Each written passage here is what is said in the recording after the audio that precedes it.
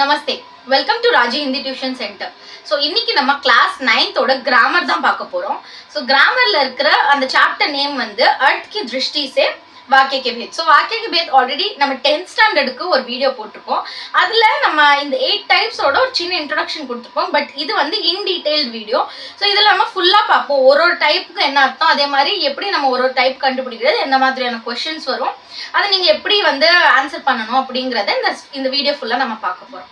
So first வாக்கிய அப்படிங்கிறது என்னன்னு சொல்லி பார்த்துடலாம். வாக்கியம் அப்படின்னா சென்டென்ஸ் உங்களுக்கே தெரியும். பட் அதுக்குரிய டெஃபினிஷன் என்னன்னு பார்த்துடலாம். शब्दों का व्यवस्थित रूप जिससे मनुष्य अपने विचारों का आदान प्रदान करते हैं उसे वाक्य कहते हैं. ஸோ வந்து இந்த வேர்ட்ஸ் எல்லாமே சேர்ந்து நம்ம மனுஷன் என்னது ஹியூமன் பீங்ஸ், நம்ம நினைக்கிறத நம்ம இந்த வேர்ட்ஸ் எல்லாத்தையும் ஒன்னா சேர்த்து கோர்த்து நம்ம ஃபீலிங்ஸ் எல்லாத்தையும் எக்ஸ்பிரஸ் பண்றதுக்கான ஒரு டூலா தான் நம்ம வந்து இந்த வாக்கிய யூஸ் பண்றோம். வாக்கியம் அப்படின்னா சென்டென்சஸ். ஸோ ஓகேங்களா. இப்போ வாக்கியக்கு दो अंग होते हैं. வாக்கியக்கு दो अंग அப்படின்னா 2 பார்ட்ஸ் இருக்கும். உத்தேஷ்ய விதே அப்படின்னு சொல்லுவோம். உத்தேஷ்ய அப்படின்னா சப்ஜெக்ட் அண்ட் விதே அப்படிங்கிறது ப்ரெடிகேட். ஸோ சப்ஜெக்ட் அப்படிங்கிற உத்தேஷ்ய அப்படிங்கிறது யாரை பத்தி அந்த சென்டென்ஸ்ல பேசுறோமோ அவங்கள வந்து உத்தேஷ்யன்னு சொல்லுவோம். அவங்கள பத்தி என்ன பேசுறோமோ அந்த சென்டென்ஸ்ல அது எல்லாத்தையும் வந்து விதேன்னு சொல்லுவோம். தட் இஸ் உத்தேஷ்ய விதே சப்ஜெக்ட் ப்ரெடிகேட். இதுதான் வந்து வாக்கியக்கே அங். ஓகேங்களா. இப்போ ஃபார் எக்ஸாம்பிள் பார்த்துடலாம். बच्चे पतंग उड़ा रहे हैं. बच्चे पतंग उड़ा रहे हैं. बच्चे ना यार குழந்தைகள், கிட்ஸ். ஓகே, பத்தங் உடா ரஹே ஹே. பத்தங் அப்படின்னா என்னது, பத்தங்னா கைட். ஸோ உடா ரஹே ஹே அப்படின்னா என்னது, அவங்க வந்து அந்த கைட்டை பறக்க விட்டுட்டு இருக்காங்க.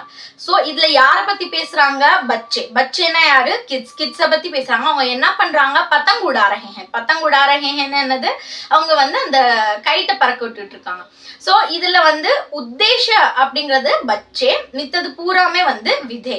சரிங்களா. இப்போ இன்னொரு எக்ஸாம்பிள் பார்த்தோம்னா, ஷாம் நே பாசார் சே ஃபசல். ஷாம்னா ஷாம்ங்கிறது ஒரு பேரு. பாஜார் சே ஃபசல். பாஜார் அப்படிங்கிறது என்னது, மார்க்கெட்ல இருந்து அவங்க கிராப்ஸ் எல்லாம் வாங்கினாங்கன்னு சொல்றாங்க. யாரை பத்தி பேசுறாங்க, ஷாம பத்தி பேசுறாங்க. என்ன சொல்றாங்க, அவர் போய் எங்க இருந்து போய் வாங்கிட்டு வந்தாரா கிராப்ஸ் எல்லாத்தையும், மார்க்கெட்ல இருந்து வாங்கிட்டு. அது எல்லாமே விதை. ஸோ உங்களுக்கு உத்தேச விதை பேர் புரிஞ்சிருக்கும். இப்போ வந்து நம்ம வாக்கியக்கு பேத் பார்த்துடலாம். ஸோ இது வந்து கிளாசிஃபை எப்படி பண்றோம், நம்ம வந்து ஆக்சுவலா அந்த சென்டென்ஸ் இருக்கு பாத்தீங்களா, இதை வந்து 2 விதமா கிளாசிஃபை பண்றோம்.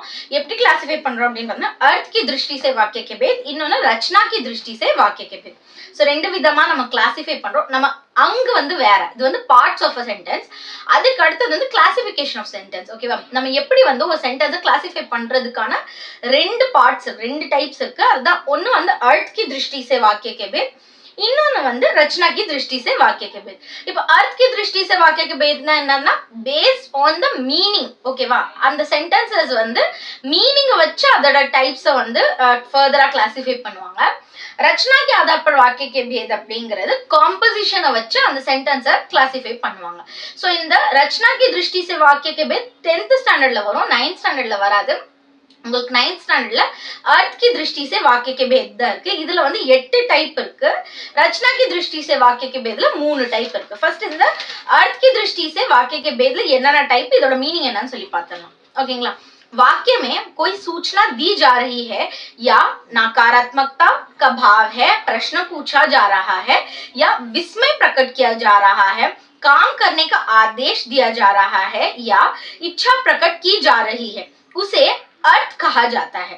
ஸோ வந்து ஆக்சுவலா என்னது, இதுல வந்து ஏதோ ஒரு மீனிங் கொடுக்குறாங்க. இந்த சென்டென்ஸ்ல ஒரு மீனிங் இருக்கும். அந்த மீனிங்கை வச்சு நம்ம வந்து என்ன பண்றோம், இந்த சென்டென்சஸை கிளாசிஃபை பண்றோம். இப்போ ஒன்னொன்னு என்ன சொல்றாங்க, சூச்சனா இன்ஃபர்மேஷன் கொடுக்குறாங்களா, நகாராத்மக்தானா ஏதோ ஒரு நெகட்டிவா ஏதாவது ஒன்று சொல்றாங்களா, பிரஷ்னா கொஸ்டின் சொல்றாங்க, கேக்குறாங்களா, விஸ்மய் அப்படின்னா ஒரு எமோஷனை வெளிப்படுத்துறாங்களா, இல்ல काम करने का आदेश दिया जा रहा है, आदेश அப்படின்னா ஆர்டர் பண்றாங்களா, या इच्छा प्रकट की जाए. इच्छाना என்னது, ஒரு பிரேயர், ஒரு ரெக்வெஸ்ட், இல்லனா ஒரு ஆசை. இது எல்லாத்தையும் அவங்க கொடுக்குறாங்களா, இந்த சென்டென்ஸ்ல இது மாதிரி ஏதாவது ஒரு மீனிங் வெளிப்படுதா அப்படிங்கறத பார்த்துட்டு அதை கிளாசிஃபை பண்ணோம்னா அது अर्थ की दृष्टि से वाक्य के भेद. இது ஒரு மீனிங் வச்சு தான் இந்த சென்டென்சஸ் எல்லாத்தையும் கிளாசிஃபை பண்ணோம்.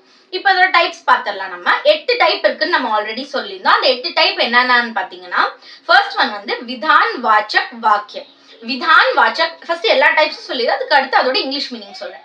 ஃபர்ஸ்ட் ஒன் வந்து विधानवाचक वाक्य, அடுத்தது प्रश्नवाचक वाक्य, செகண்ட் ஒன் வந்து प्रश्नवाचक वाक्य, थर्ड ஒன் வந்து आज्ञावाचक वाक्य, आज्ञावाचक वाक्य, फोर्थ ஒன் வந்து संदेहवाचक वाक्य, संदेहवाचक वाक्य, फिफ्थ ஒன் வந்து नकारात्मक या निषेधवाचक वाक्य, फिफ्थ ஒன் வந்து नकारात्मकன்னு சொல்லுவாங்க, இல்லனா निषेधवाचक वाक्यன்னு சொல்லுவாங்க. सिक्स्थ ஒன் வந்து इच्छावाचक वाक्य, इच्छावाचक वाक्य, அடுத்து செவன்த் வந்து विस्मयवाचक இல்லனா विस्मयादिवाचकன்னு சொல்லுவாங்க. ரெண்டு நேம்ஸ் இருக்கு. எய்த் வந்து சங்கேத்வாச்சக் வாக்கியம். இப்போ இந்த 8 டைப்ஸ் என்னன்னு உங்களுக்கு நேம்ஸ் தெரிஞ்சிருக்கும். இதை கொஞ்சம் நீங்க மெமரைஸ் பண்ணிக்கோங்க. இப்போ இது ஒவ்வொன்றுக்கும் வந்து இங்கிலீஷ் மீனிங் சொன்னா உங்களுக்கு ரொம்ப கிளியரா புரியும். விதான்வாச்சக் வாக்கியம்னா அசர்ட்டிவ் சென்டென்ஸ். நீங்க இங்கிலீஷ் கிராமர் படிச்சிருந்தீங்க, உங்களுக்கு இதுக்கு ஆல்ரெடி மீனிங் தெரிஞ்சிருக்கும். பட் ஸ்டில் நம்ம வந்து இதுக்குள்ள வந்து டீப்பா தான் நான் வந்து இது உங்களுக்கு எக்ஸ்பிளைன் பண்ண போறேன் வித் எக்ஸாம்பிள்ஸ். ஸோ உங்களுக்கு இன்னும் கிளியரா அந்த சென்டென்சஸ் எல்லாமே புரியும். விதான்வாச்சக் வாக்கியம் அப்படின்னா assertive sentence. One line meaning சொல்லணும்னா சிம்பிளா அவங்க ஆக்சுவலி என்ன சென்டென்ஸோ அதை அப்படியே கொடுத்துருப்பாங்க, எந்த ஒரு காம்ப்ளிகேஷன்ஸும் இருக்காது. அது சிம்பிளா கொடுத்துருந்தாங்க ஒரு சென்டென்ஸ் அப்படின்னா அது அசர்ட்டிவ் சென்டென்ஸ். லைக் அது ஏதோ ஒரு இன்ஃபர்மேஷனை கொடுக்குது அப்படின்னா. பிரஷ்னவாச்சக் வாக்கியம் அப்படின்னா இன்ட்ராகேட்டிவ் சென்டென்ஸ். பிரஷ்னா உங்களுக்கே தெரியும், அது கொஸ்டின். ஸோ இது வந்து இன்ட்ராகேட்டிவ் சென்டென்ஸ்னு சொல்லுவாங்க. ஆக்யாவாச்சக் வாக்கியம் அப்படின்னா இம்பேரேட்டிவ் சென்டென்ஸ். ஆக்யாவாச்சக்னா ஏதோ ஒரு ஆர்டரை அதுல அந்த சென்டென்ஸ்ல வெளிப்படுத்திருப்பாங்க, ஒரு ஆர்டர் கொடுக்குற மாதிரி இருக்கும். சந்தேகவாச்சக் வாக்கியம்னா டவுட்ஃபுல் சென்டென்ஸ், இது ஒரு டவுட்டோட இருக்கும். அந்த டவுட்ஃபுல்லா அந்த சென்டென்ஸ் இருக்கும்.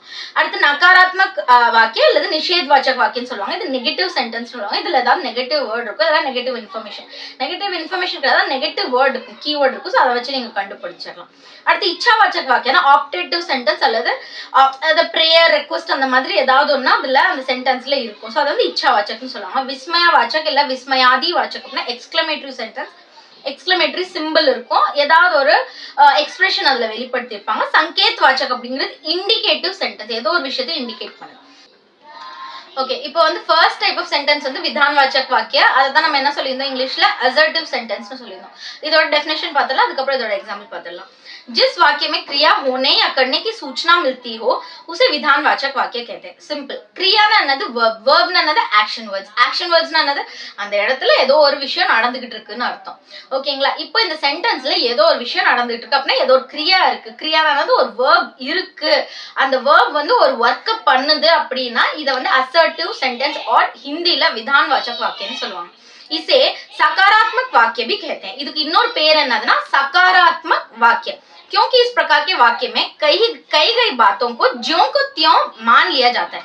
அப்படின்னா இந்த சென்டென்ஸ்ல ஆல்ரெடி சொன்ன மாதிரி எந்த ஒரு காம்ப்ளிகேஷன்ஸும் இருக்காது. என்ன சிம்பிளா வந்து அவங்க சொல்ல வந்த விஷயத்தை ஒரே சென்டென்ஸ்ல முடிச்சிருப்பாங்க. எக்ஸாம்பிள் பாத்தீங்கன்னா ரொம்ப நல்லா புரியும். பக்ஷி घोंसले से उड़ चुके हैं அப்படின்னா என்னது? பக்ஷினா என்னது? பேர்ட்ஸ். घोंसलाனா என்னது? நெஸ்ட்.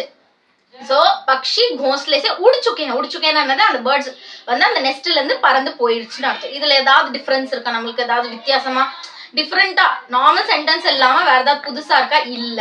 சோ வந்து பக்ஷி घोंसले से उड़ चुके हैं அப்படின்னா அந்த பேர்ட்ஸ் எல்லாமே நெஸ்ட்டை விட்டு பறந்து போயிடுச்சு. சோ வந்து இதுதான் நம்மளுக்கு விதான்வாச்சக் வாக்கிய. அதுக்கு இன்னொரு நேம் என்ன சொல்லியிருந்தோம்? சகாராத்மக் வாக்கியன்னு சொல்லியிருந்தோம். சிம்பிளா சொல்ல வந்த விஷயத்த எக்ஸாக்டா சொல்லி முடிச்சிருப்பாங்க, அதுதான் விதான்வாச்சக் வாக்கியம். இதுல ஒரு வேர்ப் இருக்கும், அந்த வேர்ப் வந்து அந்த வேர்ப் அதோட வேலை செஞ்சுட்டு. இதுல வேர்ப் என்னது? இதுல வந்து அந்த கிரியா என்னது? ஊடு. ஊடுனா என்னது? ஃப்ளை. சோ ஊடு அப்படிங்கிறது ஃப்ளை அப்படின்னு கொடுத்துருக்காங்க. அடுத்த எக்ஸாம்பிள் பாருங்களேன். ரோஹித் நே நயா கிலோனா खरीदा. நயா கிலோனா खरीदा. खरीदा தான் இதுல வந்து கிரியா. கிரியானது வேர்ப். சோ खरीदाனா வாங்கினா. ரோஹித் வந்து என்ன பண்ணிருக்கான்? நயா கிலோனா நியூ டாய் வாங்கியிருக்கான். சோ இதுல ஏதாவது நமக்கு டிஃபரெண்டா இருக்கா? இல்ல. சோ இதுதான் வந்து விதான்வாச்சக் வாக்கியம். ஃபர்ஸ்ட் டைப் ஆஃப் சென்டென்ஸ் முடிஞ்சா. இப்போ செகண்ட் டைப் ஆஃப் சென்டென்ஸ் அப்படிங்கிறது निषेधवाचक वाक्य. இதோட டெஃபினிஷன் என்னன்னா जिन वाक्यों से क्रिया ना होने या ना किए जाने का भाव प्रकट होता है उसे नकारात्मक या निषेधवाचक वाक्य कहते हैं. சோ இதுல வந்து சிம்பிளா நீங்க நல்லா ஞாபகம் வச்சுக்க வேண்டியது 2-3 கீவேர்ட்ஸ் தான். அந்த கீவேர்ட்ஸ் என்ன? நா, மத், நஹி. இந்த மாதிரி சில கீவேர்ட்ஸ் ஒரு சென்டென்ஸ்ல இருக்கு அப்படின்னா அது நிஷேத்வாச்சக் வாக்கியம். நா, மத், நஹி அப்படின்னா நெகட்டிவான வேர்ட்ஸ். நெகட்டிவ் வேர்ட்ஸ்னா நோ, நன் அந்த மாதிரி நம்ம இங்கிலீஷ்ல சொல்லுவோம் பாத்தீங்களா? சோ அந்த மாதிரி சில வேர்ட்ஸ் இந்த சென்டென்ஸ்ல இருந்தது அப்படின்னா அது நிஷேத்வாச்சக் வாக்கியம், தட் இஸ் நெகட்டிவ் சென்டென்ஸ்னு நம்ம சொல்லலாம். எக்ஸாம்பிள் பாருங்களேன். பக்ஷி घोंसले से नहीं उड़े हैं. பக்ஷி घोंसले से उड़े हैं அப்படின்னா என்னது? அது வந்து விதான்வாச்சக். ஒரு விஷயத்த சொல்லிட்டாங்க, அந்த பேர்ட்ஸ் எல்லாமே நெஸ்ட விட்டு பறந்து போயிருச்சு. ஆனா பக்ஷி घोंसले से नहीं उड़े हैं. நஹீனா என்னது பறக்கல, நஹீவன வந்திருக்கா. அடுத்தது ரோஹித் ने नया खिलौना नहीं खरीदा. ரோஹித் ने नया खिलौना नहीं खरीदाனா ரோஹித் புது டாய்ஸ் வாங்கலன்னு அர்த்தம். சோ இதுல ஒரு நெகட்டிவ் அப்படின்னா இல்லன்னு சொல்லி வந்திருக்கு, அதுதான் வந்து நிஷேதவாச்சக் வாக்கியம். சோ செகண்ட் டைப் முடிஞ்சிருச்சு. தேர்ட் டைப் வந்து பிரஷ்னவாச்சக் வாக்கியம். பிரஷ்னவாச்சக் வாக்கியம் நம்ம என்ன சொல்லியிருந்தோம், இன்ட்ரோகேட்டிவ் சென்டென்ஸ். இன்டரோகேட்டிவ் சென்டென்ஸ்னா என்னது, இதுல ஒரு क्वेश्चन கேட்டிருப்பாங்க. क्वेश्चनिंग वर्ड्स உங்களுக்கு ஆல்ரெடி தெரியும், ஆனாலும் நம்ம டெஃபினிஷன் பார்த்துடலாம். जिन वाक्य में प्रश्न पूछा जाता है तथा कुछ उत्तर पाने की जिज्ञासा रहती है उसे प्रश्नवाचक वाक्य कहते हैं. சோ இந்த சென்டென்ஸ்ல எல்லாத்துலயும் ஒரு क्वेश्चन கேட்டிருப்பாங்க, ஆனா அதுக்கான ஆன்சர் வர்றதுக்கான ஒரு ஜிக்யாசா. ஜிக்யாசானது ஒரு கியூரியாசிட்டி. ஜிக்யாசாக்கு ஆக்சுவல் மீனிங் என்னது, கியூரியாசிட்டி. சோ வந்து ஒரு क्वेश्चन கேட்டா அதுக்கான ஆன்சர் வர்றதுக்கான வாய்ப்பு இருக்கும் இந்த சென்டென்சஸ்ல. ஓகேங்களா. ஃபார் எக்ஸாம்பிள் இப்போ இதுல கீவேர்ட்ஸ்லாம் நீங்க ஞாபகம் வச்சுக்கோங்க. இங்க எல்லா क्वेश्चनिंग வேர்ட்ஸ் அதே மாதிரி क्वेश्चन மார்க் வந்தாலே क्वेश्चन மார்க் ஒன்று வரும். அதே மாதிரி இந்த क्वेश्चनिंग வேர்ட்ஸ் क्या कब कैसे कौन कितना क्यों இந்த மாதிரி கீவேர்ட்ஸ் எல்லாமே இருக்குல்ல क्वेश्चनिंग வேர்ட்ஸ், இதெல்லாம் வந்திருந்ததுன்னா அது பிரஷ்னவாச்சக் வாக்கியம். ஃபார் எக்ஸாம்பிள் பாருங்களேன், கார்த்திக் கப் ஆயேகா. கார்த்திக் கப் ஆயேகான்னு போட்டுட்டு பின்னாடி ஒரு क्वेश्चन மார்க் கொடுத்துருக்காங்களா. சோ வந்து கப் அப்படிங்கிறது ஒரு கீவேர்ட் நமக்கு தெரியும். கப்னா கார்த்திக் எப்போ வருவான். ஓகே, கப் அப்படின்னா எப்போ, வென். ஆயேகா எப்போ வருவாங்க, பின்னாடி ஒரு क्वेश्चन மார்க் கொடுத்துட்டாங்களா. சோ இது வந்து பிரஷ்னவாச்சக் வாக்கியம். செகண்ட் சென்டென்ஸ் பாருங்களேன், कल तुमने क्या खाना खाया था. சோ கல் தும்னே क्या खाना खाया था, நேத்து நீங்க என்ன சாப்பிட்டீங்க. கியாங்கிற கீவேர்ட் வந்திருக்கா, பின்னாடி क्वेश्चन மார்க் வந்திருக்கா. சோ இது பிரஷ்னவாச்சக் வாக்கியம். இது உங்களுக்கு ஈஸியா கண்டுபிடிக்கிற மாதிரி தான் இருக்கும். फोर्थ टाइप ऑफ सेंटेंस வந்து आज्ञावाचक वाक्य. आज्ञाना என்னன்னு சொல்லியிருந்தோம் நம்ம, ஆக்யானா ஏதோ ஒரு ஆர்டர் இதுல கொடுத்திருப்பாங்க. जिन वाक्यों में आज्ञा अनुमति देने लेने का भाव प्रकट होता है उसे आज्ञावाचक वाक्य कहते हैं. சோ வந்து ஏதோ ஒரு ஆக்யானா ஏதோ ஒரு ஆர்டர் அல்லது ரெக்வெஸ்ட் இந்த மாதிரி நம்ம அதுல கொடுத்திருந்துச்சு அப்படி அந்த சென்டென்ஸ்ல இருந்ததுன்னா இத வந்து ஆக்யாவாச்சக் வாக்கியம் சொல்லுவாங்க. இதோட இன்னொரு நேம் என்னன்னா ஆக்யா சூச்சக் இல்லனா விதிவாச்சக் வாக்கியம் சொல்லுவாங்க. ஓகே, ஆக்யா சூச்சக் வாக்கிய இல்லனா விதிவாச்சக் வாக்கியம் சொல்லுவாங்க. இதெல்லாம் உங்களுக்கு தேவையில்ல, ஜஸ்ட் ஒரு ஜெனரல் நாலேஜ்க்கு தெரிஞ்சுக்கோங்க. இதுல ஃபர்ஸ்ட் எக்ஸாம்பிள் பார்த்தோம்னா घर साफ कर दो. घर साफ कर दोனா வீட்டை நல்லா க்ளீன் பண்ணிடுங்க அப்படின்னு சொல்லிட்டு ஒருத்தவங்க நம்ம வீட்ல இருக்கவங்கள்ட்ட சொன்னா घर साफ कर दो, அந்த வீட்டை நல்லா தொடச்சு க்ளீனா வச்சுக்கோங்க அப்படின்னு நம்ம ஒரு ஆர்டர் தானே கொடுக்குறோம். சோ வந்து இது आज्ञावाचक वाक्य. यह काम कल तक पूरा हो जाना चाहिए. सेकंड सेंटेंस பாருங்களேன், यह काम कल तक पूरा हो जाना चाहिए. இந்த வேலை நாளைக்குள்ள முடிஞ்சிருக்கணும். சோ இதுவும் ஒரு ஆர்டர் தான். சோ இது आज्ञावाचक वाक्य. புரிஞ்சா. ஃபிஃப்த் டைப் ஆஃப் சென்டென்ஸ் வந்து இச்சாவாச்சக் வாக்கியம். இச்சாவாச்சக்னா என்னது, நம்ம வந்து ஒரு ப்ரே பண்றது, நம்ம வந்து அவங்கள்ட்ட கேக்குறது, அதுதான் வந்து இச்சாவாச்சக்னு சொல்லுவாங்க. நம்ம இச்சாவாச்சக் வந்து சொல்லியிருந்தோம்ல, என்ன சொல்லியிருந்தோம் நம்ம, மீனிங் வந்து ஆப்டேட்டிவ் ஒரு ப்ரேயர். ஸோ வந்து நம்ம அவங்கள்ட்ட ரெக்வஸ்ட் பண்றது, ப்ரே பண்றது, அது எல்லாமே इच्छावाचक வந்துரும். जिन वाक्यों में वक्ता की इच्छा, कामना, आशीर्वाद आदि का भाव प्रकट होता है उसे इच्छावाचक वाक्य कहते हैं. इच्छा अपना ஆசை, காமனானாலும் ஆசை தான். ஆசீர்வாத் அப்படின்னா ஆசீர்வாதம் பண்ணுவாங்கல்ல, அவங்கள பிளெஸ் பண்ணுவாங்கல்ல. ஸோ இது எல்லாமே பிளெஸிங்ஸும் ஒரு விதமான ஆசை தான். ஸோ இது எல்லாமே இச்சாவாச்சக் வாக்கியில வரும். இதுக்கு எக்ஸாம்பிள் பார்த்தீங்கன்னா, ஈஸ்வர் கரே ஆப் खूब उन्नति करें. நான் கடவுள்கிட்ட வேண்டிக்கிறேன் நீங்க ரொம்ப முன்னேறணும், நீங்க நல்ல ப்ராக்ரஸ் ஆகணும் அப்படின்னு சொல்லிட்டு நம்ம பெரியவங்கள பிளெஸிங்ஸ் கொடுப்பாங்கல்ல, இதுவும் இச்சாவாச்சக் வாக்கியம் தான். காஷ் மே பி வஹா ஹோதா. காஷ் மே பி வஹா ஹோதானா நானும் அங்க இருந்தா இவ்வளவு நல்லா வந்திருக்கும் அப்படின்னு சொல்லிட்டு நம்ம ஒரு ஆசையா வந்து சொல்றோம் பாத்தீங்களா. சோ அத வந்து இந்த இச்சாவாச்சக் வாக்கியல சொல்றாங்க. அடுத்தது விஸ்மயாதி வாச்சக் வாக்கியம். விஸ்மயாதி வாச்சक वाक्य நம்ம என்ன சொல்லியிருந்தோம், एक्सक्लेमेटरी सेंटेंस. एक्सक्लेमेटरी सेंटेंस அப்படின்னா जिन वाक्यों में आश्चर्य, हर्ष, घृणा, प्रसन्नता, शोक, दुख, भय आदि भावों की अभिव्यक्ति हो उन्हें विस्मयवाचक वाक्य कहते हैं, विस्मयादि वाचक वाक्य कहते हैं. இதுக்கு இன்னொரு நேம் என்ன, உதார் வாச்சக் வாக்கியம்னு சொல்லுவோம். சோ இதுல என்னென்ன வந்து வெளிப்படுத்தி இருப்பாங்க அப்படின்னா, ஆச்சரியம் வண்டர், ஓகே, ஆச்சரியப்படுறது. ஹர்ஷ் அப்படின்னா சந்தோஷம். கிருணா அப்படின்னா இழி, ஒரு மாதிரி கேவலமா பாக்குறது. பிரசன்னத்தானாலும் சந்தோஷம். ஷோக் அப்படின்னா சோகம். துக் அப்படின்னாலும் சோகம். பய அப்படின்னா பயம்.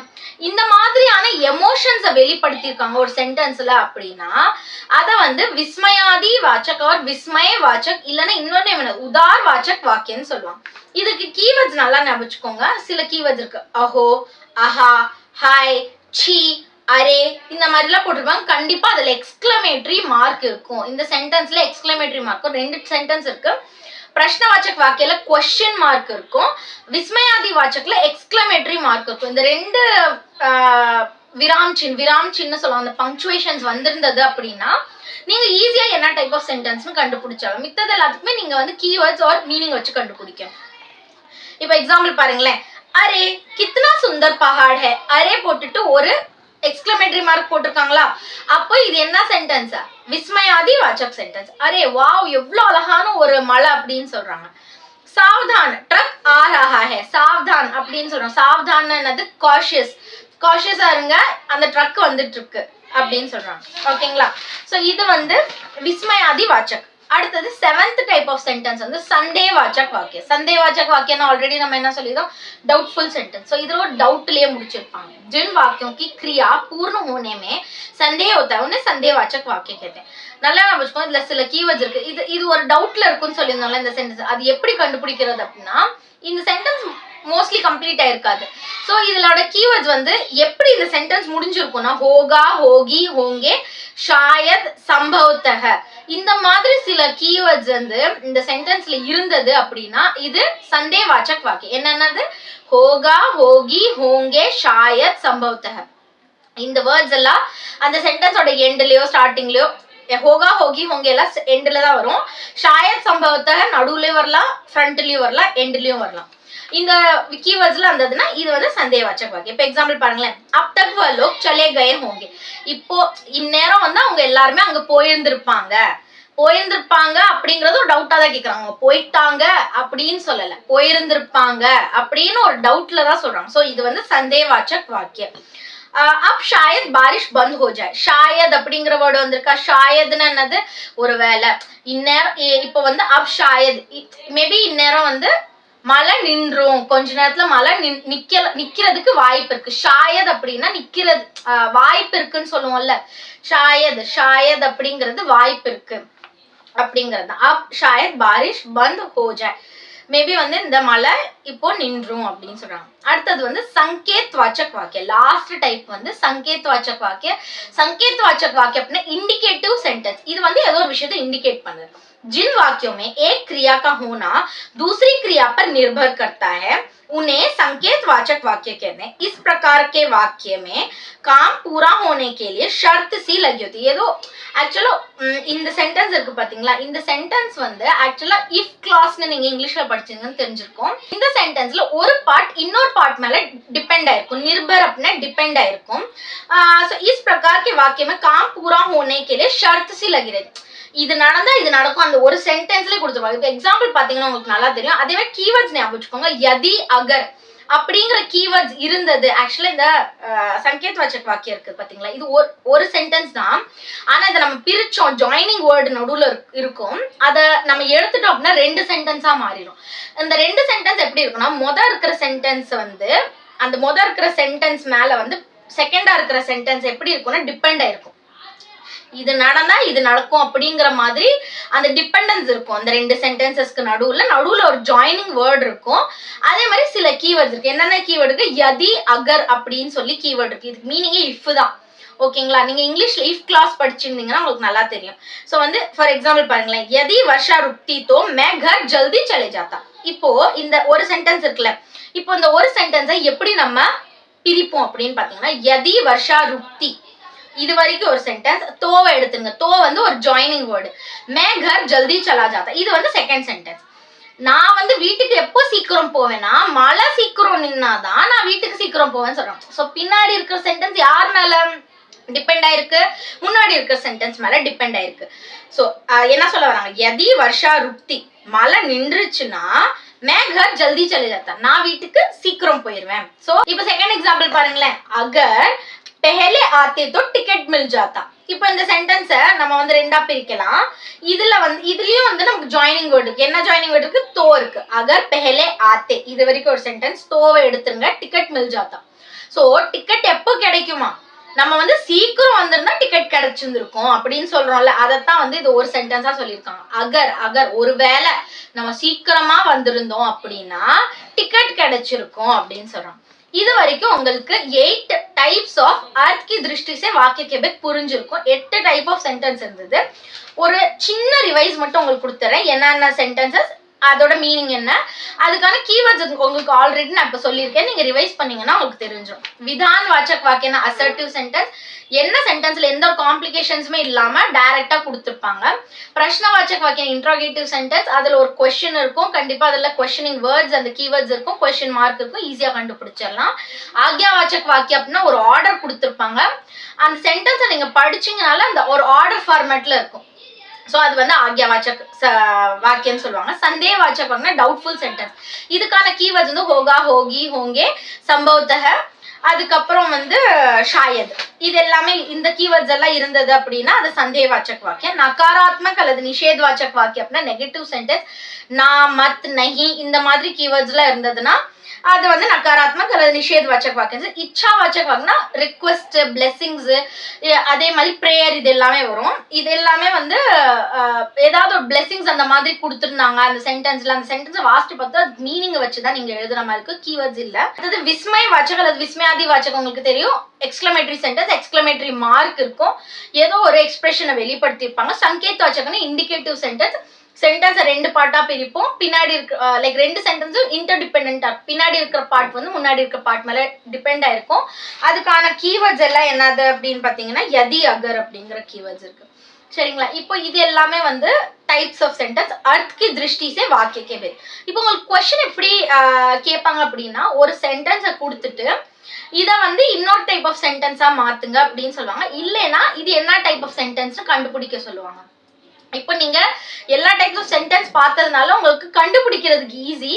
ஆனா எப்படி வந்து இதை மாத்துவீங்க, எப்படி மாத்துறது அப்படின்னா அதுக்கான ஹிந்தில பேர் என்னன்னு சொல்லுவாங்க, ரூபாந்தரன் அப்படின்னு சொல்லுவாங்க. வாக்கிய ரூபாந்தரன். வாக்கிய ரூபாந்தரன் அப்படின்னா டிரான்ஸ்ஃபார்மிங் சென்டென்ஸ்.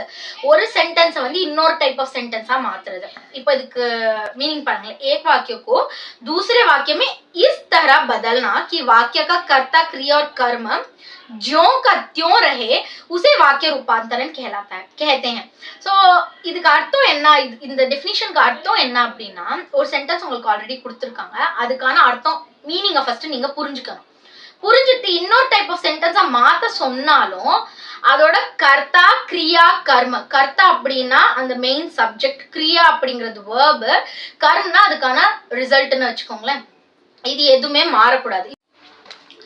சோ இப்போ எக்ஸாம்பிள் பார்த்தோம்னா, பக்ஷி ஆகாஷ் में उड़ रहे हैं. இதுக்கான அர்த்தம் என்னது, பக்ஷினா பேர்ட்ஸ், ஆகாஷ்னா வானம், ஓகே ஸ்கை. ஆகாஷ் में उड़ रहे हैं அப்படின்னா வானத்துல பறக்குதுன்னு அர்த்தம். Birds are flying in the sky. இதுக்கான மீனிங் புரிஞ்சிருச்சா? பக்ஷி இதுல வந்து கர்த்தா, उड़ रहे हैं அப்படிங்கிறது வந்து நமக்கு கிரியா.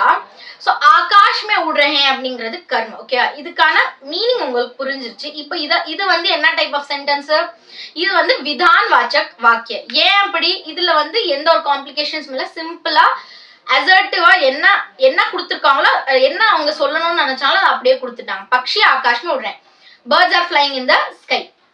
இப்ப இத வந்து நம்ம நிஷேத் வாச்சக் வாக்கியக்கு மாத்தணும் அப்படின்னா, நிஷேத் வாச்சக் வாக்கியம் அப்படிங்கிறது நெகட்டிவ் சென்டென்ஸ். அப்ப இதுல ஒரு கீவேர்ட் நம்ம யூஸ் பண்ணணும்.